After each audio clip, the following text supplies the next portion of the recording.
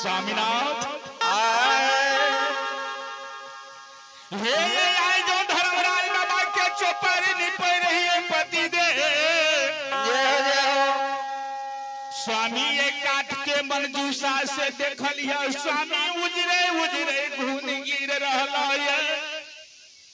है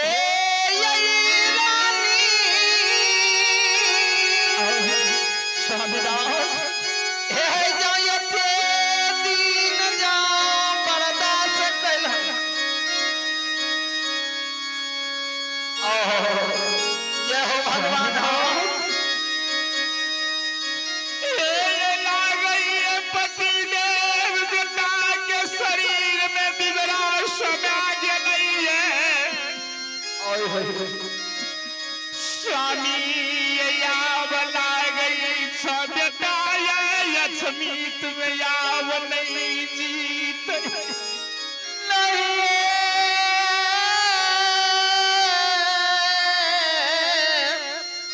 पर इच्छा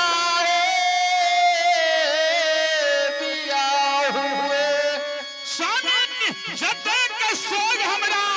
स्वामी बेटा के नहीं होया स्वामी जते के सोग हमरा राजपाट मुंशी देवान घोड़ा घोड़सार के नहीं होया स्वामी जते के सोग हमारा ये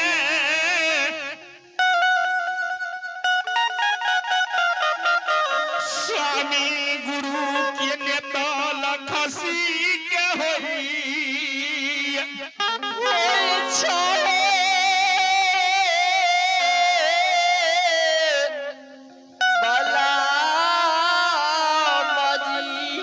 कहीं जो स्वामी गुरु बाबा के नेतल खसी के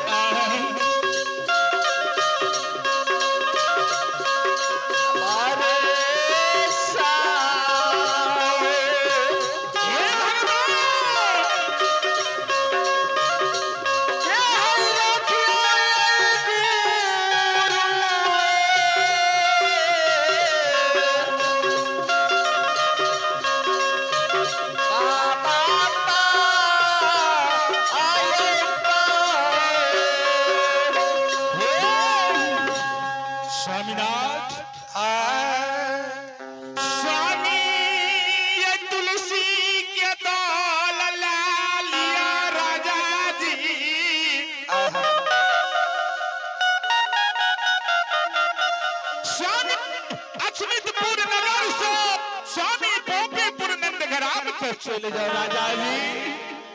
जय हो स्वामी ये गुरु बाबा के खूल खूटन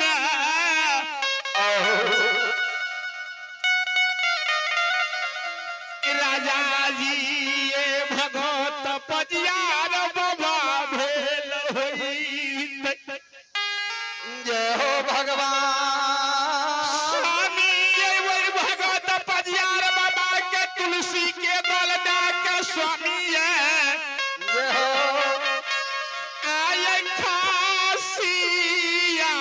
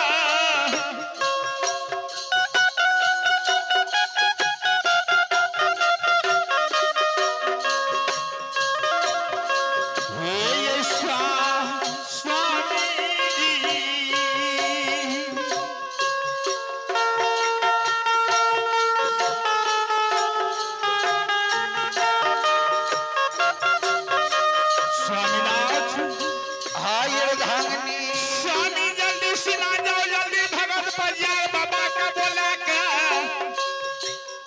स्वामी ये गुरु बाबा के नेतल फंसी के स्वामी ये सुसार लगा देबे रामी है ये बांधी यो ये धैरा जमा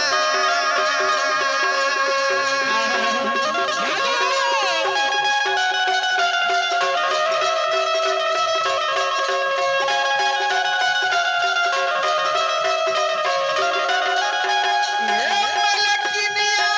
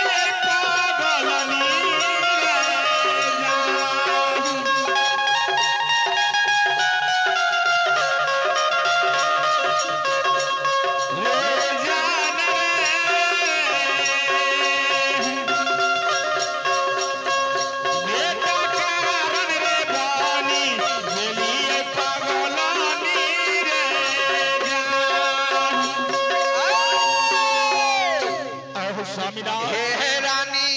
हे लक्ष्मी के दरबार में धैर्य जबान हे गुरु बाबा ने कदली में मर रही ने दिवरा के भीड़ भेले ने गंगा जी में बोत घड़ियार खेल के स्वामीनाथ हे नहीं गुरु बाबा लक्ष्मी के सुरता भुला के हे पोपी दरबार गेलैया रानी हे स्वामीनाथ गुरु बाबा जो कोढ़िया शरीर लेके जो पोपी से यक्षमित पूरी ले रहे कहने गेले हे हो राजा छैया हे हो जो झूठे वचन के गठनी रानी बांधल कहल कहन गुरु बाबा हे स्वामीनाथ हे हो राजा रानी ये केलार पुराण 5 गो पूत यक्षमित दरबार में अवतार लेतो गुरु बाबा के वचन सत्य भेले हे कहल स्वामीनाथ के राजा हमरे रूप धाक हेहो ने भटवा के रूप धाक ये तो सही कहल के गुरु बाबा हे स्वामीनाथ है भटवा के रूप धाक श्राप दे के चल गेले पांचों बेटा मर गेले रानी धन बीत बिला गेले गुरु बाबा कहने गेले रहे जय दिना केदली से घुरबो खार के किला झुक जेतो खसी के गला से रेशम के धाग टूट जेता अरे सूखल तुलसी हो होइता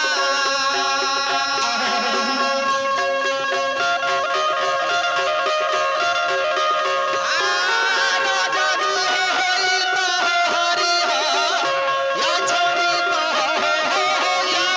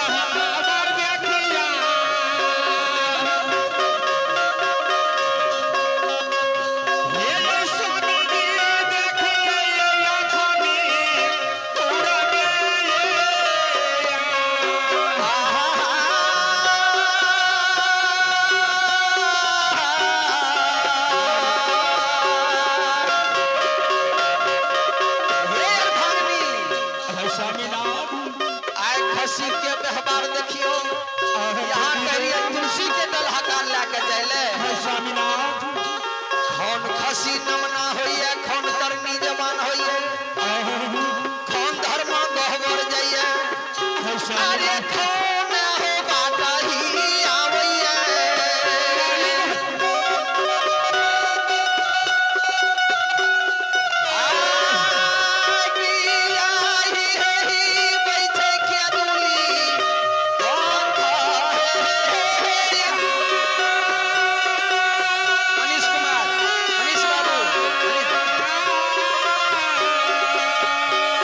सीताराम सीताराम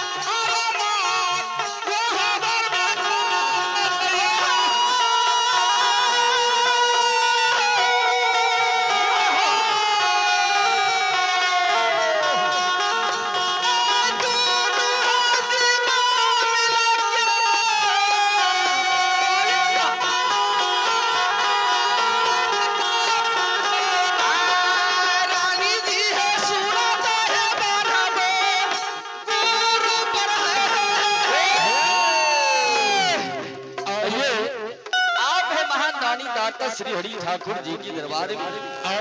नौमी यादव के नतने आरसी कुमारी और मिष्टी कुमारी जय हो भगवान कि और से भगवान के दरबार में शानदार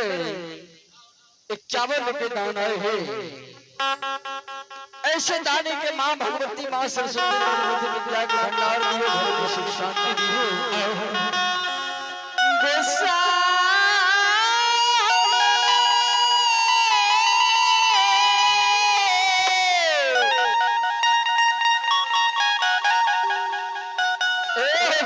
बाबा बोलो तपसी। या छिए नाच मित्र के शिवान हाँ हाँ यही अच्छा